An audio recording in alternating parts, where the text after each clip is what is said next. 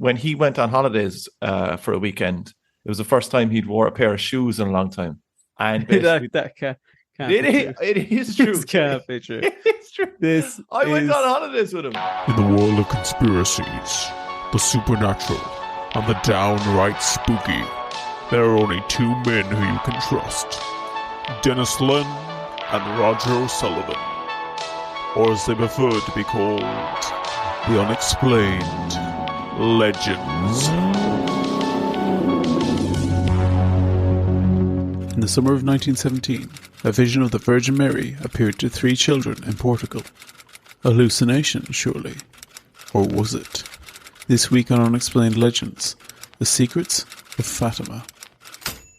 Welcome, listeners, to this week's episode of The Unexplained Legends. I'm Roger O'Sullivan, and with me, as always, is... Denis Oblong-Len. And together we are The Unexplained Legends.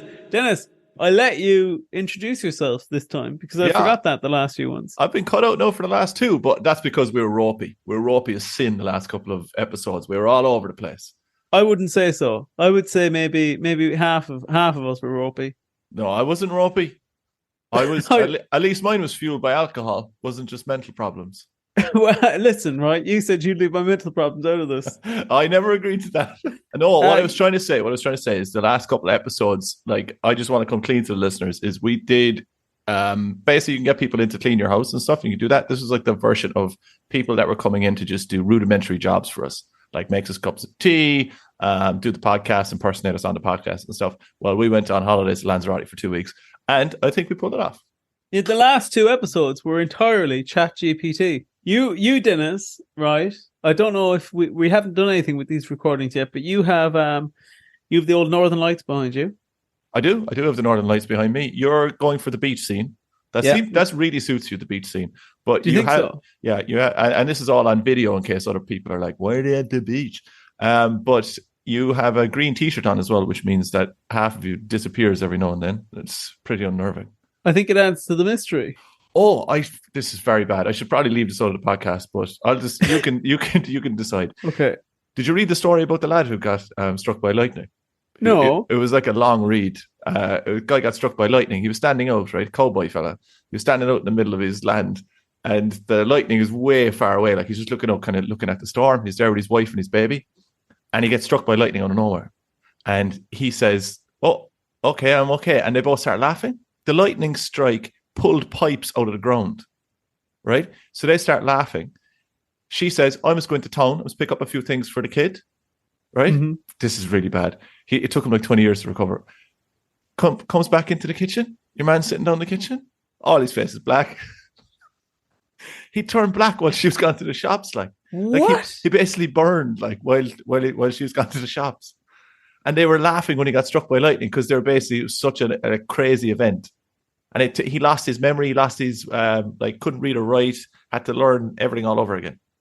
How did he survive? I don't know how he survived. It's a pretty cool story if you check it out. It can't be too hard. I've given you all the keywords. Track it down. But yeah, what a man. Would you say, Denis, that's almost a miracle he survived? I would say it's close on a miracle. Was there alien involvement? Was it an alien test? I don't know.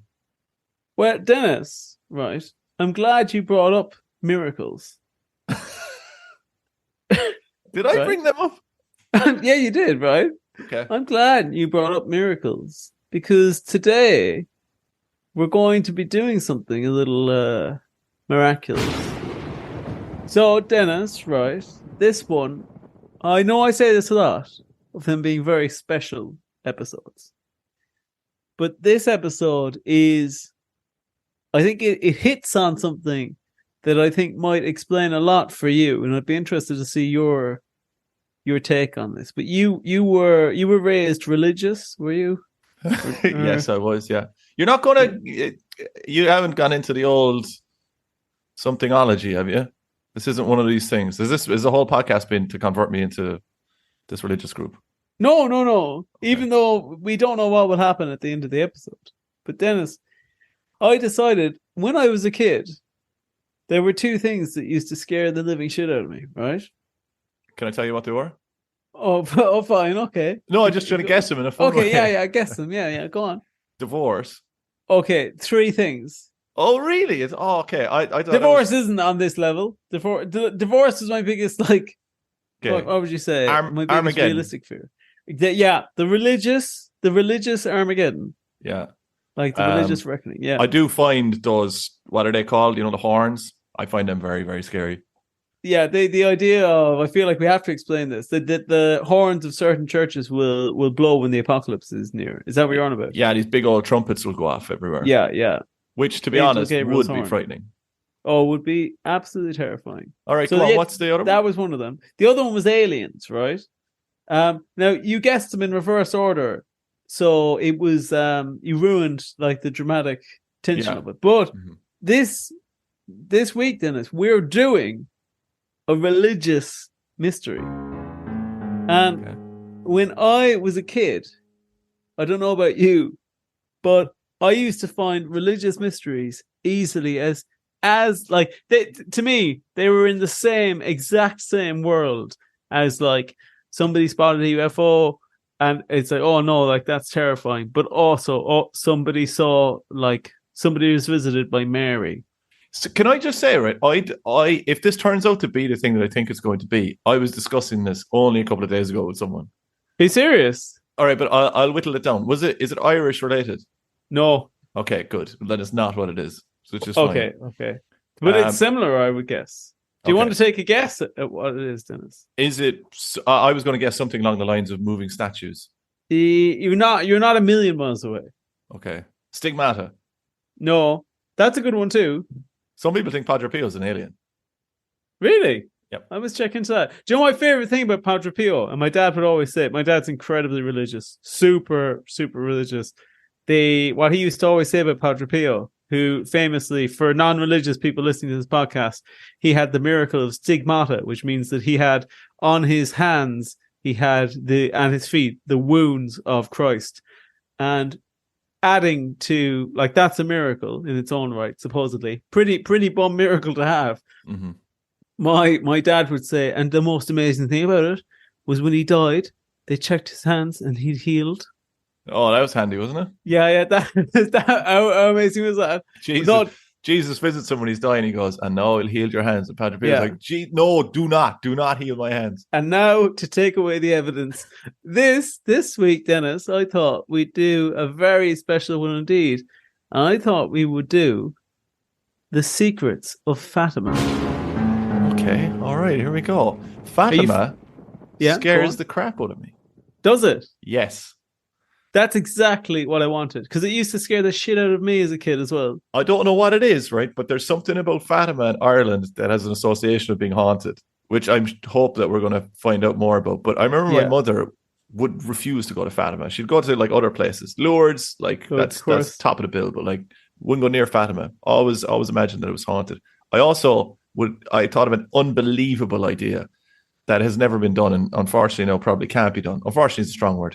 But imagine a religious sticker book in the same kind of vein as football.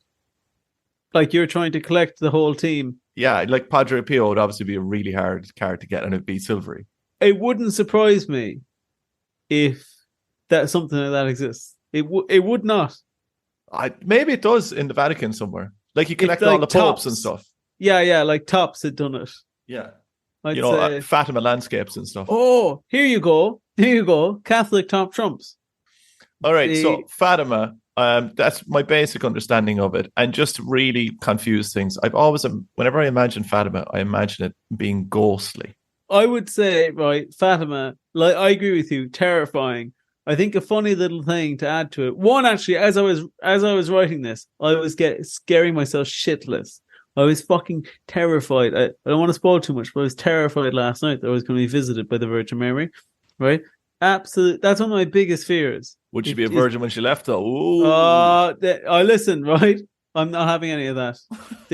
I'm not having any of that, right? None of that today, because she is Jesus' mother. That's true. So leave that out. I was absolutely terrified. And I think what adds to this is, I don't know about you. Do you know where Fatima is? No, I don't actually have a clue. Can I guess? So, go on. Bulgaria. No. Way off. Mm. Way off. I can even tell by how you're terrified of Fatima that you like put it in like kind of former Soviet bloc type country. It's in the same place where like the X-Men cartoon lives. Yeah, like it's like a fake place is what you think. Yeah, it's like in Liechtenstein or something like that. But no, Fatima is actually in like a beautiful area of Portugal. So really, yeah. So it doesn't really add up with the type of terrifying fear that we both would have had. We're going to get a letter from Liechtenstein government again, thanks to your comments. I think, Dennis, right? If you're prepared, if you feel suitably ordained and ready to treat this with the reverence that we should, I think we might crack on with the lamestream narrative.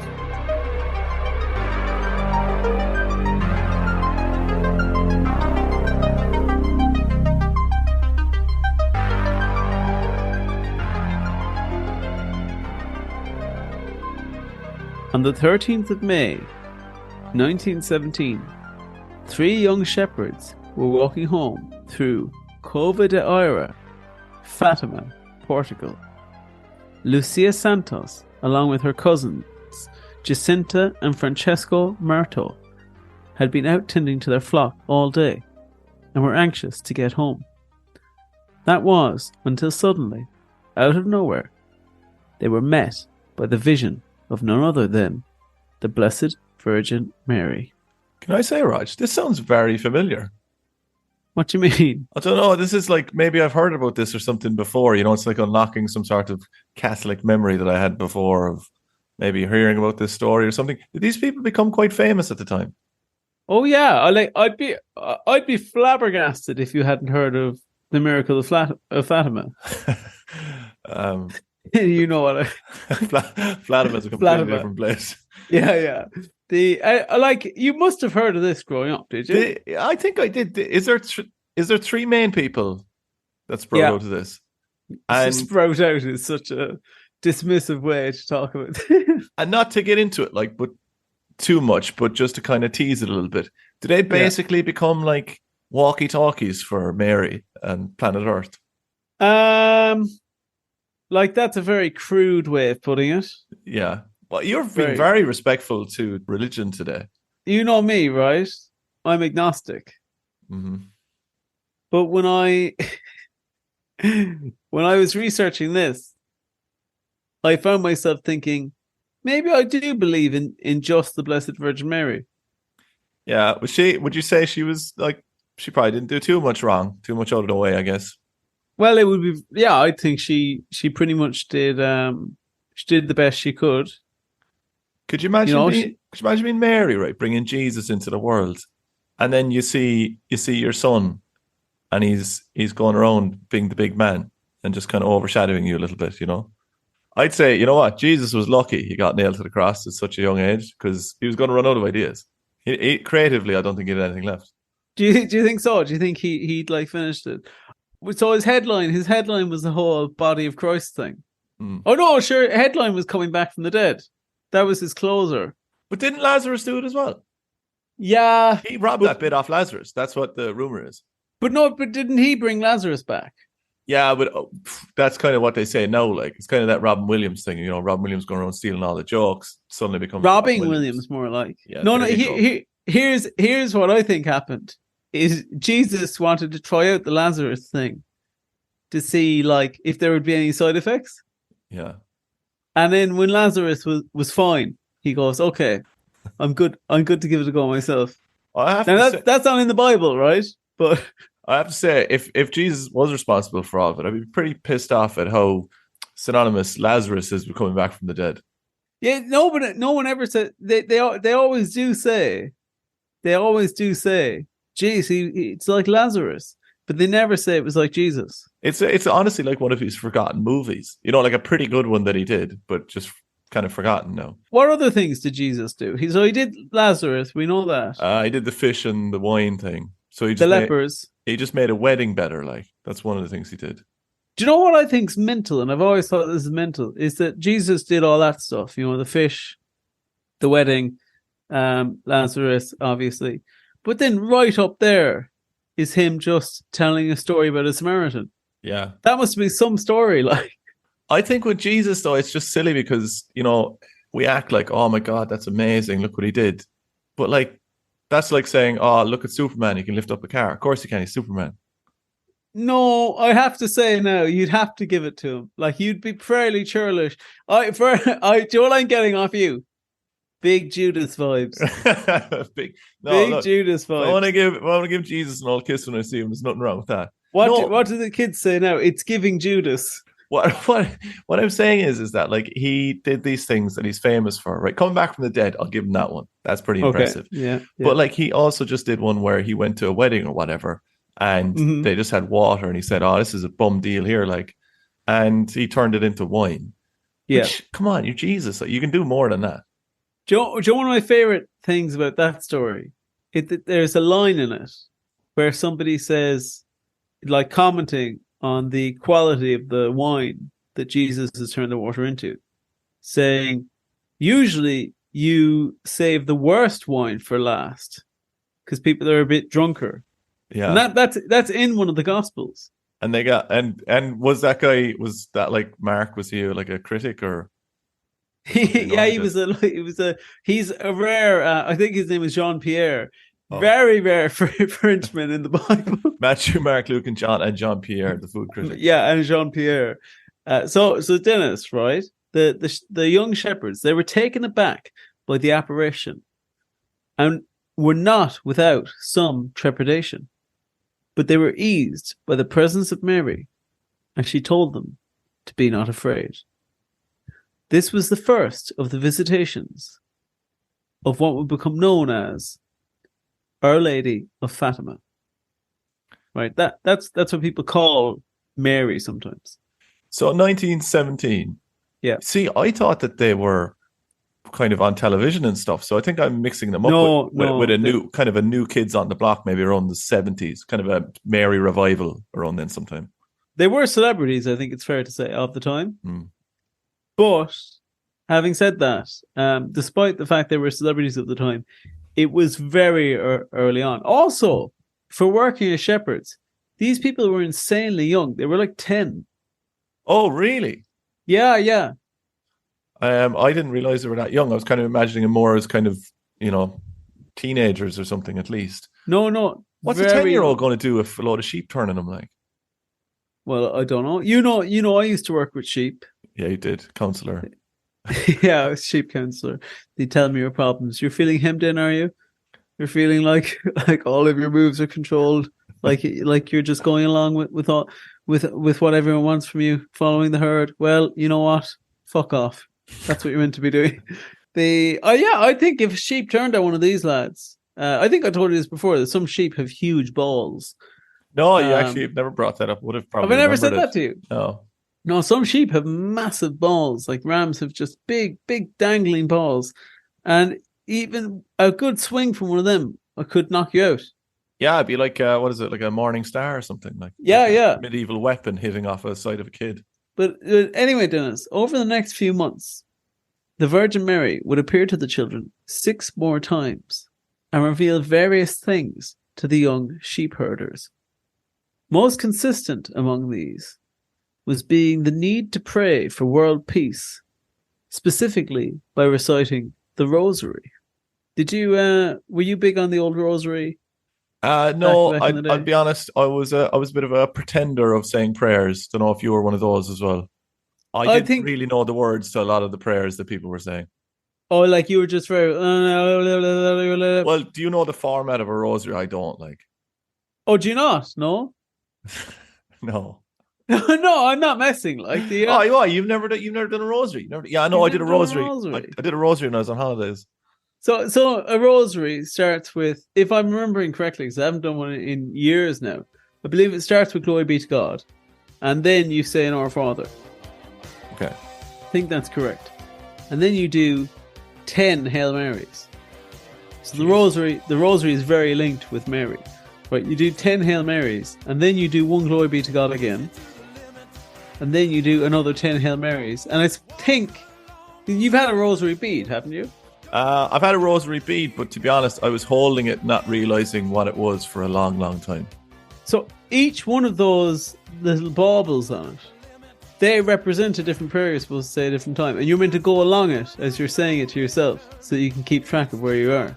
And when you do one lap of the rosary bead, does that mean like you've 10 Hail Marys, glory be to God, and our Father said? That's that's called a decade of the rosary, a decade. And then you want to do 5 of them. And then what you do is, after you've timed yourself, you go to beat your record. I don't know if you ever played that game, Rosary Racer, on PlayStation 1. Oh, a classic. Yeah, an absolute classic. You could actually get a ghost car or a ghost rosary bead that would go in front of you. You try and beat times. Yeah. Do you know who was always one of the best racers though, most balanced, was Pontius Pilate? Yeah, unbelievable. He was great, and he had that thing as well where he could he could let one of the other racers out of the pits. What was the lad that was up in the tree? What was his name? Oh, that's a good one. Zebediah. That's it. And Barabbas. Come down. I always pictured Zebediah being short. Is he meant to be short? I don't know, really. Barabbas, I imagine, is massive. But anyway, so we got these kids. They're shepherds. There's a PlayStation 1 game out about them, and they do rosaries. That's 50 rosaries. I would say no, right? If I was a priest, right, and I just, I'd probably be fairly fucking bored, to be quite honest about it. The games I would play with people in confession would be outrageous. I wouldn't be because when you go into confession, if you've never done this before, you go in, you admit your sins to some lad who's behind the fence, and he tells you it's not Wilson, Dennis. You're describing it. It's not Wilson from Home Improvement. It pretty much is. Or Tim. What's that song? No, that is Home Improvement. Yeah, it is. Yeah. But yeah, so basically, Wilson, Tim Allen's friend, is inside, and you just say your stuff to him, and then he gives you a penance. So you're meant to say a number of prayers, and then you go away. But I'd be like 50 Our Fathers. Do just say it as if it's 50 Our Fathers? And ridiculous. Like, sorry, what did you say? I'm sorry, did I stutter? 50 Our Fathers. 50 Our Fathers. Start saying them. You heard me. You'll be saying them all night. You better not have impure thoughts again. Do you know what though? There is something like I you know me. I'm not. You've gone very blurry for some reason, Dennis. But you've gone Bigfoot. But you know me that I'm not a big Catholic person nowadays. But I think in a way there is something, what would you call it? Something very reassuring of being able to just be given a specific action to perform, and then that forgives you for your own. Yeah, absolutely. Yeah, it's a good system. That's what I'm saying. I think like religion in a way, like, if there wasn't all the horrific stuff associated with it, which there is, so therefore I don't love it. Does that still count? Does it? All right, okay. Yeah, I think it just gives you a great plan for the week. Yeah. It's fantastic structure. Like, you just go down Sunday, hop into mass every couple of weeks. You go in and admit all the terrible things you've done. Say a couple of words over and over again. Job done.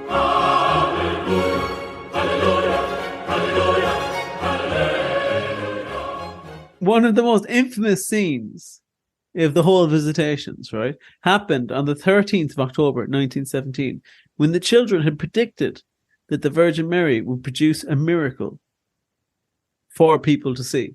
She's basically like handing out flyers for an event. She's saying, come back on the 13th. That's what she's saying. Tell them far and wide. And like, did people have to get tickets or whatever, or was it just like first come first serve? It was. There were pit passes.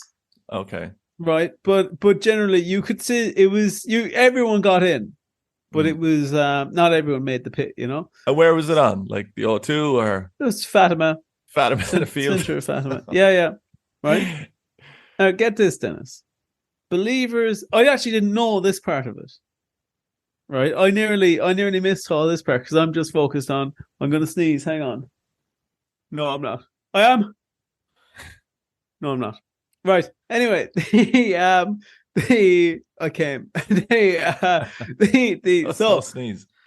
So right. I didn't know this bit because I knew about like the secrets of Fatima that we'll talk about in a second. But there's something else, right? Which the believers and skeptics alike, Dennis, came on the 13th of October in the hopes of viewing this miracle, and to their mutual shock, they saw what would become known as the miracle of the sun. When, I get this, the sun supposedly danced rotated, changed color, and zigzagged to an estimated 70,000 witnesses. 70,000 people saw that. 70,000 people saw that. No, The first ever RGB gaming PC in the sky. I'm no spaceologist, Okay, right? yeah. But I would As imagine you often say. if the sun did that kind of rapid movement, I would imagine that a good portion of our solar system would be irreversibly destroyed.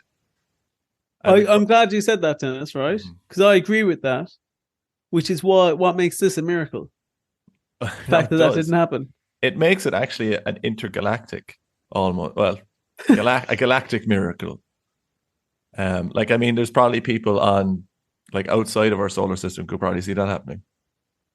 Or like they just happen to have zoomed in and gone, what the hell's going on over here? I mean, have you seen this? They're calling over all their alien friends. Have you seen this? What are they at? So yeah, what's your thoughts on that when you read that? Because we're going into kind of, I mean, uncharted territory for the podcast here, where you've suddenly become religious for some reason, and you're also saying no, that the sun is jumping all over the place in the sky to 70,000 people. But how does that match up with like the physics of the universe and stuff? Like, where do aliens fit in with this miracle? That might come up in the theories. It might, but you're not entirely sure. It might come up in the theories. I suppose if we give you 20 minutes head start, you might get one at the end. But the thing I really think of this that I think is fascinating, because like I told you, this would have been like, I would have often heard my dad talk about the Our Lady of Fatima and stuff like that. What he's never talked about is this. Is the miracle of Fatima, the miracle of the sun. I've never heard about the dancing sun. No. And like Raj, right? I don't want to be too harsh because we're not that far into the episode, but this sounds like a load of shit. Like 70,000. But they could have lowballed it. Like, you know what I mean? They could have just, I don't know, done something like a little bit smaller than this. Even I just think, right, look, let's say this is true, right? Let's say it is. Like, Mary has to know, as an all-seeing, all-knowing being, that this one is going to be hard to swallow in 100 years' time. Wait, whoa. We don't know Mary's all-knowing. Well, she made the sun dance, Raj. Yeah. Yeah, so she's you could say she's relatively powerful. Like, she's more powerful than, like, a train conductor. Do you know what I mean? Like, we could work up fairly high. I don't think there'd be a representative on Earth that would match her, you know? No, yeah, I'm saying, like, I'm saying she's probably above. It's probably above, let's say, somebody like Conor McGregor now, or something like that. But I'm not suggesting that she's earthly, but she's not God either. Yeah, but put yourself in. But it's not like as if she can't call in a favor either, is it? Oh, you think that's what's happened? Yeah, like maybe I carried him now for 9 months. You can make the sun spin once for me. You can imagine, like, his perfect world that he's made. He's like, all right, great, everything's running grand, and it's like, go on, what do you want? You can cash in. I want to make the sun dance for the 70,000 people. And he's like, oh, for fuck's sake. Okay. So then the obvious question here that I'm sure people are chomping at the bit at home that they want me to ask is: this was obviously witnessed all over the world. Then no, only here. Raj, the sun was dancing. Yeah, but that's so it would have changed the weather. Like, it would have changed night into day places. It would have been recorded long and wide all over the earth. But the thing is, if that was the case, you could just strike it off as like being a crazy astrological event. Well, no, because I mean, someone did, in fairness, say, "Here, come back here in a couple of days. You'll never guess what you'll see." So, like, we could still say, all right, in fairness, she did do that, but it wasn't recorded anywhere else in the rest of the world. No, it was only Fatima, which actually makes it more miraculous. And are there any pictures from the day or anything? No, of course not. Sun was all over the place. Came out blanks. Couldn't get it focused. Yeah. What do you think about that point? Like, do you think that's a troubling point to the theory? No, for me, that doesn't really hold much water. Because I like, honestly, if it happened everywhere, I'd think, oh, they just got lucky. But it's the fact that it only happened here. Because that means that she was actually more like she had control over like a prism in front of the sun. And of course, I can see where one of the theories is going to go as well. No, you I can't. can see it already. No, you can't. There's going to be aliens involved in this. There is, Shut isn't up, there? right? There is. Okay, calm down, right? Okay. However, Dennis, the most important of these visitations was not this miracle. Sorry, what? Yeah? The most important was not the sun dancing all over the No, sky. no, it wasn't. It wasn't. In fact, actually, people don't even care about that. Sorry, are they your words or someone else's words? Most important. Have you rated these? I've rated them, but I've only gone with the general, like, the feeling that people do have. Okay. I'm only reflecting, like, the general feeling of this. Right. That wasn't the most important visitation, Dennis. The most important was instead a meeting which took place on the 13th of July in 1917. The children were entrusted with 3 secrets of the world, which Mary told them not to reveal. These would become known as the 3 Secrets of Fatima. Wait, why would she not want him to reveal them? She had a plan for, like, when to reveal them, bit by bit by bit. So, sadly, Jacinta and Francesco would not have to keep the secrets for long, as they unfortunately passed away during an influenza epidemic in 1918. Oh. However, Lucia would keep these secrets for years until, get this, right, in 1943, Jose Alves Correa de Silva, Bishop of Liara, would implore Lucia to reveal these secrets in order to help the writing of a book on the life of Jacinta, one of her deceased cousins. That'd be an important chapter, I have to say. He wasn't wrong. Yeah. It would be, honestly, without all this stuff, you're talking about a very short book. Lucia caved to papal authority. I don't know. I know, like, sometimes I think you feel like I'm overstating, that I slightly overstate, like, how religious my upbringing was.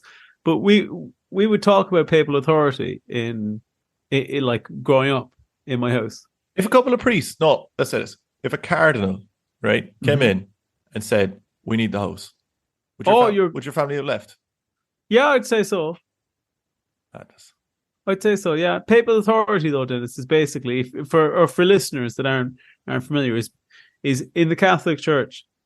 The apparatus of the church, they are an apparatus directly guided by God, and the Pope is the voice of God on earth, who is representative, and then the people all underneath him have varying degrees of power. So the bishop had enough papal authority over Lucia that she gave in, right, and she gave him the text of the first 2 secrets, but she refused to give the third, as she believed that she didn't have clearance to give it from Mary.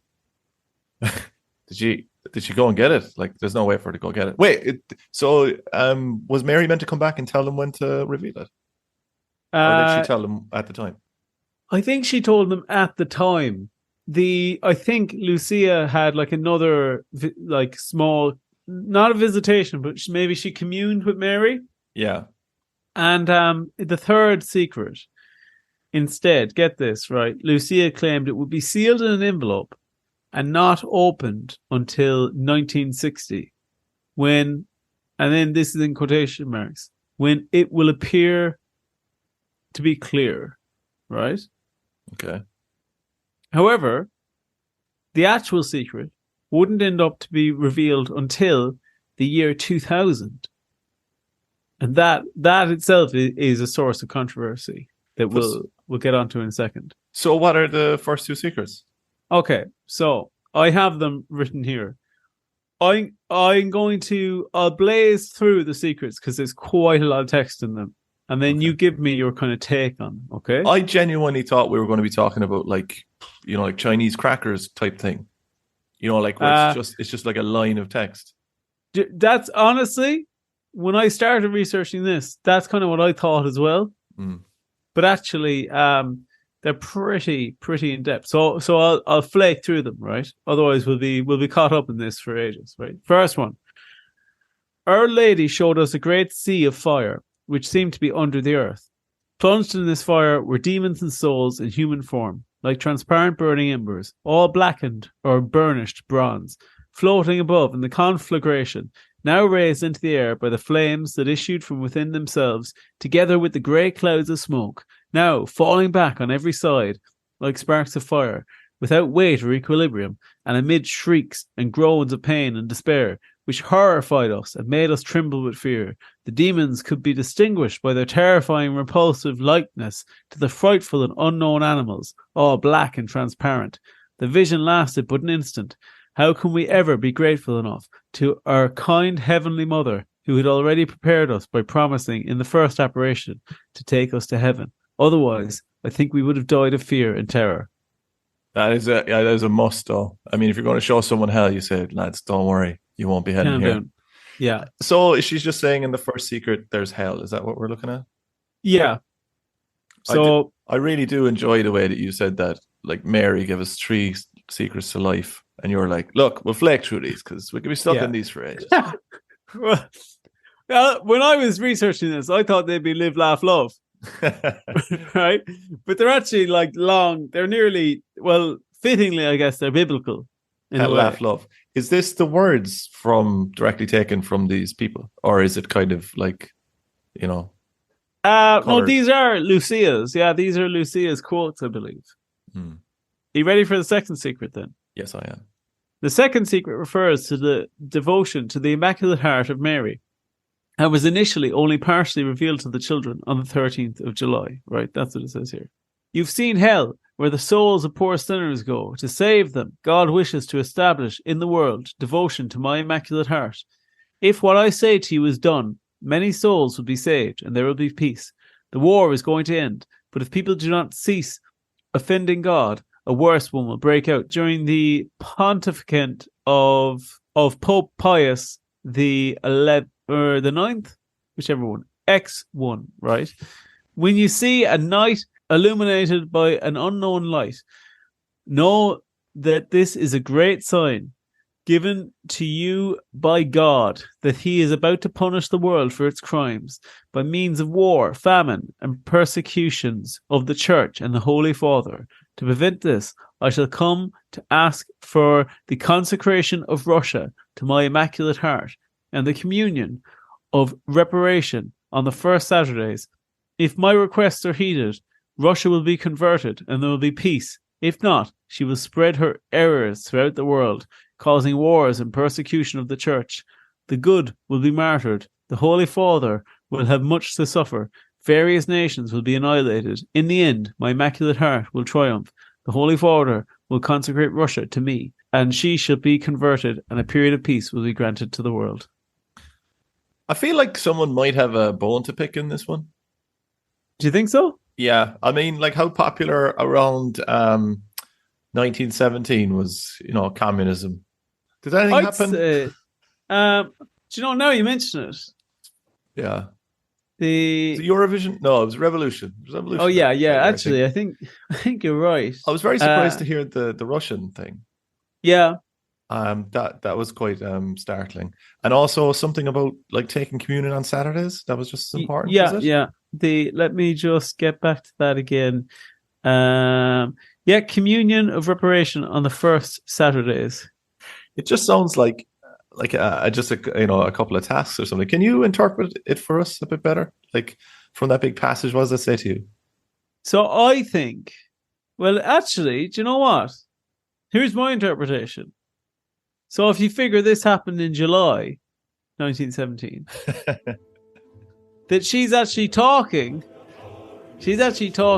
before the October Revolution. Yeah. She's actually pro-communism. And she even mentions the communion of reparation, communism, yeah? Oh. Maybe she's communist. Yeah. So, what about Portugal at the time? Portugal at the time? Who were It's they? not communists. Okay. Did they go fascist for a while or communist? I can't remember. They went. They did go not straight fascism, but they did go.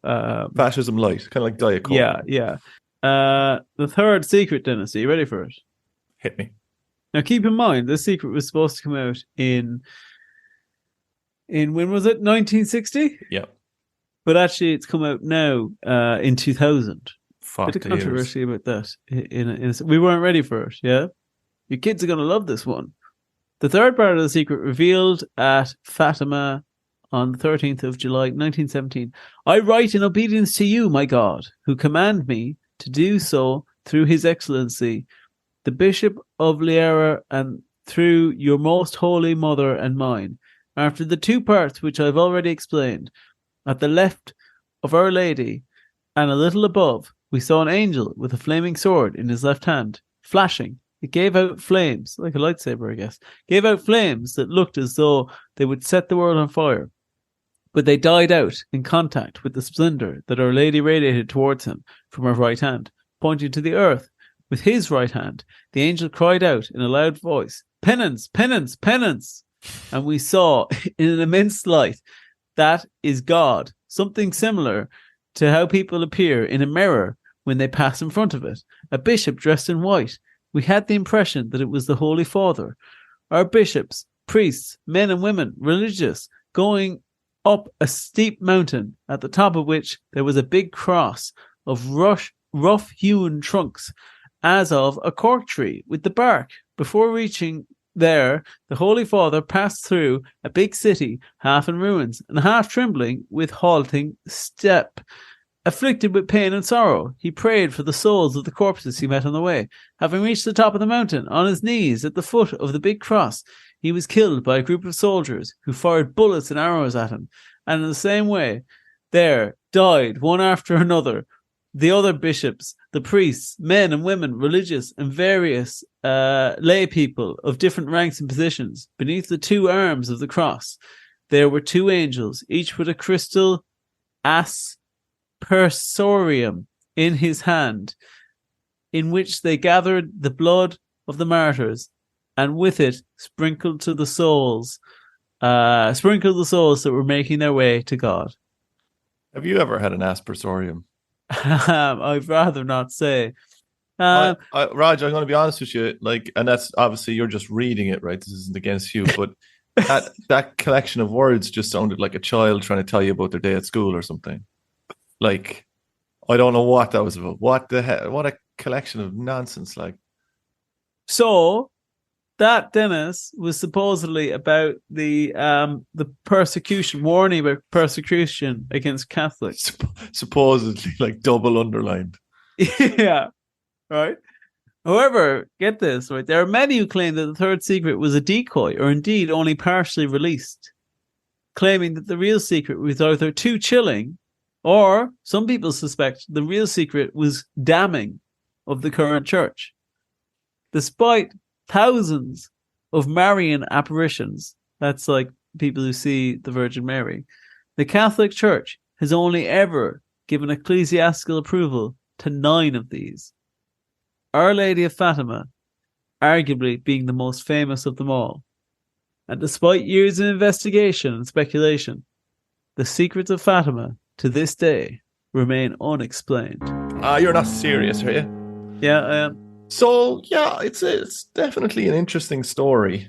We've got 10-year-old shepherds that claim that they see Mary 6 times, I think, who gives them 3 world secrets, which seem to be heavily laden with kind of political angles in the world at the time, that then can't be revealed until 1960, but then that was the last one, but wasn't revealed until 2000, right? Mm-hmm. The first one just says that there's hell. Fair enough. Yeah. Second one says we have to have communion on Saturday. Also, watch out for the commies. And the third one is saying that the Catholics might be persecuted, but it is just a load of gobbledygook. Third one is, doesn't even matter because you're all going to be killed. Yeah, there is a lot of that. I think there was one sentence in there as well that basically said that God would just come down and kill everyone. But Mary was kind of like, don't worry, I'll have a word.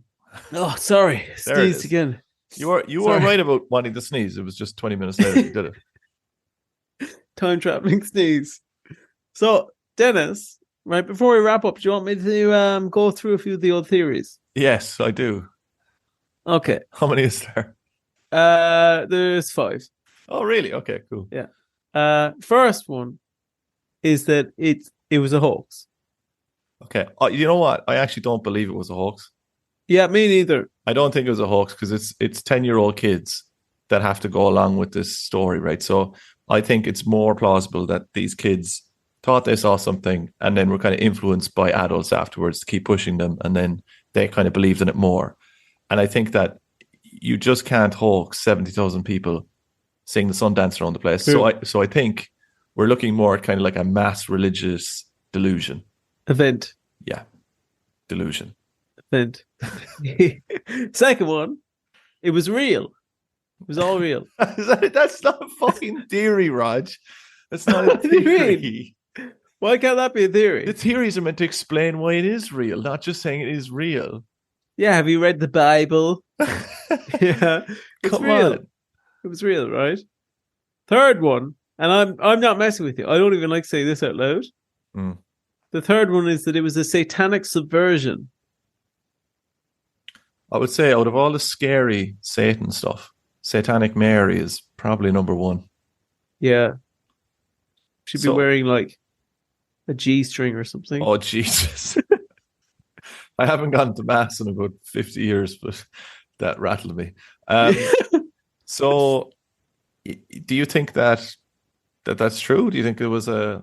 No, I don't. Do you just not think it's true because you're scared? No comment. Well, why is Fatima so scary then? Why do people keep thinking that it's a scary place? Because you heard what she fucking said. We're fucked. But they're not exactly world secrets, are they? You know, like as in they sounded like it's pretty much inevitable. No, they're secrets. And But the idea... Did we change to having communion on Saturdays? I used to have communion on Saturday growing up. Really? Yeah. When did you? Why? go off Saturday Mass. evening mass. Yeah, but that's different though. Yeah. Like this is sticking in another communion day. I just think, to be honest, that was probably Catholic Church looking for more money because they can have another collection on a Saturday when people are getting communion. Do you think so?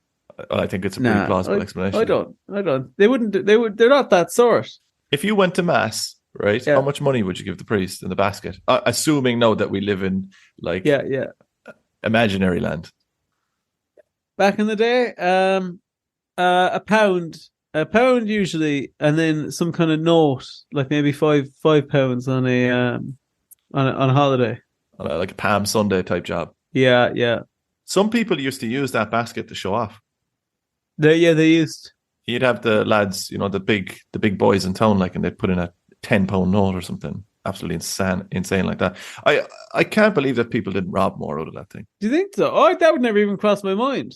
And I was a very thieving kid.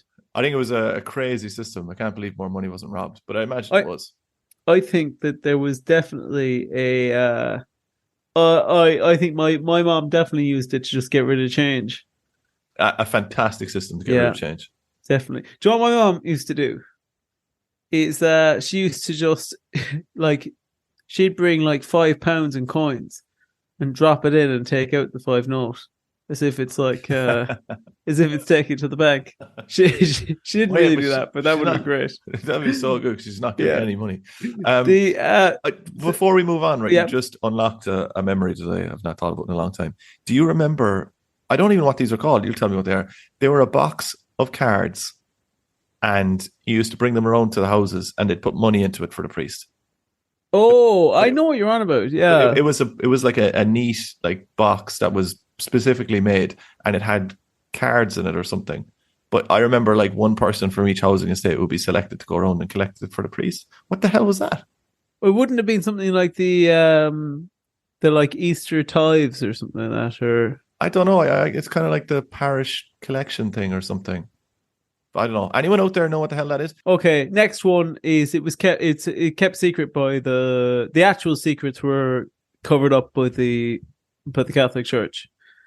Oh, it would be in their interest to do it, especially if they were saying that it was like not so great an organization and yeah, and then they just released this gobbledygook, you know, ChatGPT. Final one. Oh, go on. Sorry. No, I said like if you do like let's say that Jesus and Mary and all these boys, right, that they are actually true and they say what they are. Mm-hmm. If they act in the way that they act, they would definitely come back and say like, here lads, this organized religion Catholicism thing, you've made a balls of it, like this is not good for you. Like they would come back. Oh and yeah, say they that. would. Yeah. So in a way, that theory is actually believable. What nobody talks about as well is, and I didn't want to include it because I thought it might color your, like it might actually chill you to the bone. Is that you know when Mary was doing that miracle with the sun? Yeah. The Chase the Sun was playing.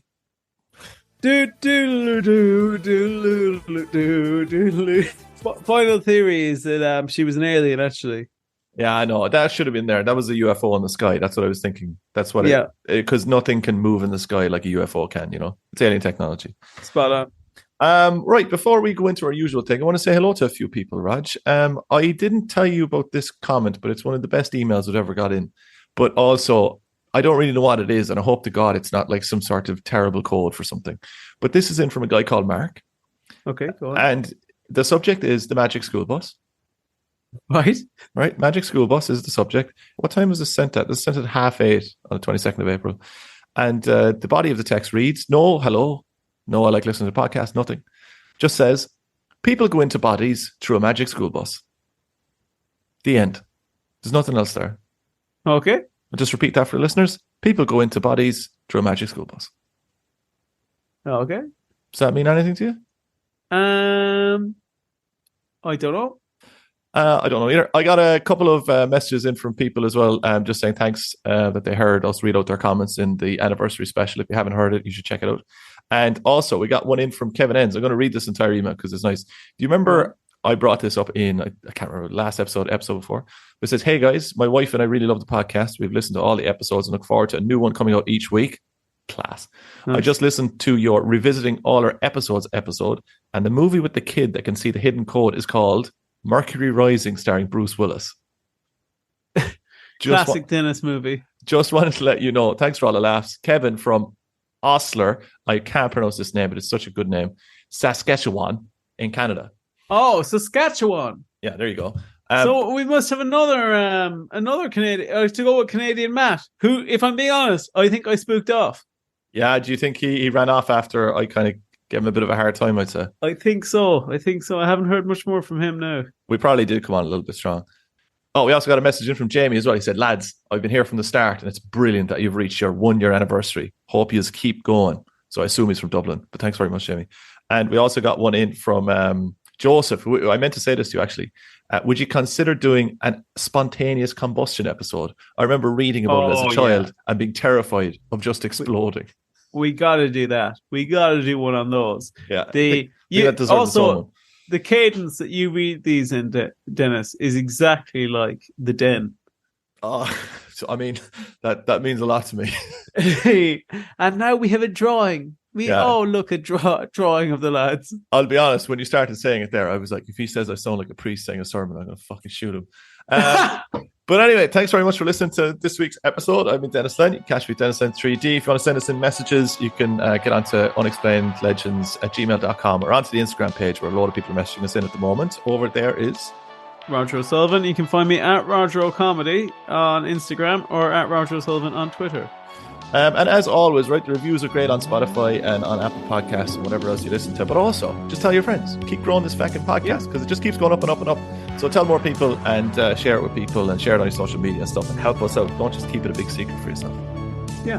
Hopefully now we're through the worst of our little admin nightmares that we've been having and we can get back to usual service. So I guess on the back of that, love you. Bye.